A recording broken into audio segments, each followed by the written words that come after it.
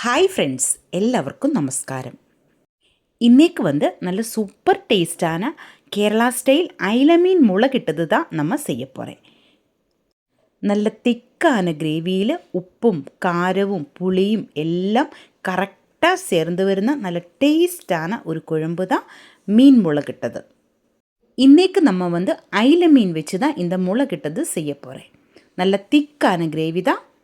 எப்படி செய்யலாம் என்று நமக்கு பார்க்கலாம். அதுக்காக ஐல மீன் நல்லா கழுகி க்ளீன் பண்ணி கட் பண்ணி எடுத்துகிட்டு வந்திருக்கு பாருங்கள். இனி நமக்கு குழம்பு செய்யலாம். அதுக்காக ஒரு 10 சின்ன வெங்காயம் இதே மாதிரி ஒரு இடிகல்லில் இடிச்செடுக்கலாம். சின்ன வெங்காயம் இந்த மாதிரி இடிச்செடுக்கும்போது நம்ம கிரேவி நல்ல திக்காயிட்டு கிடைக்கும். அதே மாதிரி நல்ல டேஸ்ட்டுமாக இருக்கும். இனி ഒരു മൺചട്ടി അടുപ്പിൽ വെച്ച് ചൂട് பண்ணி അതിലേക്ക് 2 ടേബിൾ സ്പൂൺ தேங்காய் எண்ணெய் தான் நான் ஊற்றியிருக்கு. நீங்கள் எந்த எண்ணெய் யூஸ் பண்ணுமோ அதே எண்ணெயை ஊற்றிக்கோங்க. அதிலேக்கு நம்ம இடிச்செடுத்த சின்ன வெங்காயம் போட்டு நல்லா வணக்கி எடுக்கலாம். கொஞ்சம் கருவேப்பிலையும் நமக்கு போடலாம். இது நல்லா வணங்கி வரும்போது 1 டேபிள் ஸ்பூன் இஞ்சி பூண்டு பேஸ்ட்டு சேர்த்து நல்லா வணக்கி எடுக்கலாம். ഇതിലേക്ക് தேவையான உப்பும் சேர்த்து நல்லா வணக்கி எடுக்கலாம். நம்ம இஞ்சி பூண்டு பேஸ்டாக்கி சேர்க்கும்போது நம்ம கிரேவி நல்ல திக்காகி கிடைக்கும். இதுவும் நல்லா வணங்கி வரும்போது ஒரு தக்காளி மிக்சியில் அரைச்சது நமக்கு சேர்க்கலாம். இந்த மாதிரி செய்யும்போதும் நம்ம கிரேவி நல்லா திக்காயிட்டு வரும். தக்காளியோட பச்சை வாசம் எல்லாம் போகணும், அது வரைக்கும் வணக்கணும்.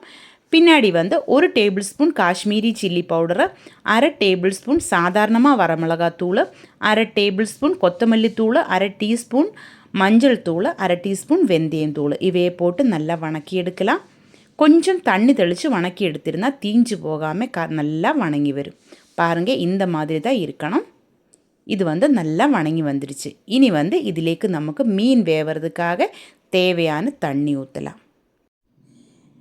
இந்த மீன் குழம்பிൻ്റെ கிரேவி நல்ல திக்காக இருக்கும். அதனால் அதிகமாக தண்ணி ஊற்ற தேவையில்லை. மீன் வேவறதுக்கு தேவையான தண்ணி மட்டும் ஊற்றியா போதும். இனி இதிலேக்கு தேவையான புளி நமக்கு சேர்க்கலாம். நீங்கள் எந்த புளி யூஸ் பண்ணுமோ அதே புளியே சேர்த்திக்கோங்க. நான் குடம்புளி தான் சேர்க்க போகிறேன். இது ஒரே ஒரு புளி போதும். இந்த மாதிரி பிச்சி போடலாம். நல்லா கொதிச்சு வரட்டும். கொஞ்சம் கருவேப்பிலையும் சேர்க்கலாம். இப்போ நம்ம கிரேவி நல்லா கொதிச்சு வந்துருச்சு. இனி நமக்கு க்ளீன் பண்ணி வச்சுருந்த ஐல மீன் இதிலேக்கு சேர்க்கலாம். ஒன்னொன்னாய் ஓரோ பீஸு போட்டு நமக்கு லைட்டாக ஒன்று கலர் விட்டதுக்கு அப்புறமா கொஞ்சம் கருவேப்பிலையும் சேர்த்து மூடி வச்சு வேக வைக்கலாம். ஒரு 6-7 நிமிஷத்துக்குள்ளே நம்ம மீன் நல்லா வெந்து வரும். இப்போ கிரேவி எல்லாம் கொஞ்சம் வற்றி வந்துருச்சு. கடைசியில் நமக்கு கொஞ்சம் கருவேப்பிலை சேர்க்கலாம். கரண்டி ஒன்றும் வச்சு நம்ம கலரக்கூடாது. சட்டி இந்த மாதிரி ஒன்று லைட்டாக சுட்டிச்செடுத்தால் மட்டும் போதும். இப்போ பாருங்கள், கிரேவி நல்ல திக்காயிட்டு வந்திருக்கு. இந்த மாதிரி தான் இருக்கணும்.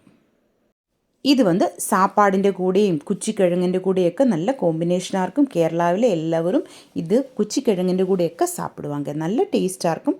கண்டிப்பாக நீங்கள் ட்ரை பண்ணி பாருங்கள். நம்ம சூப்பர் டேஸ்ட்டிலே ஐல மீன் முளகிட்டது ரெடி ஆகிருக்கு.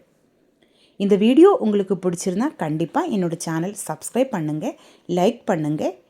உங்கள் ஃப்ரெண்ட்ஸுக்கெல்லாம் நீங்கள் ஷேர் பண்ணி கொடுங்க. உங்களோட ஃபீட்பேக் கமெண்ட்டில் எழுதி போடுங்க. தேங்க்யூ.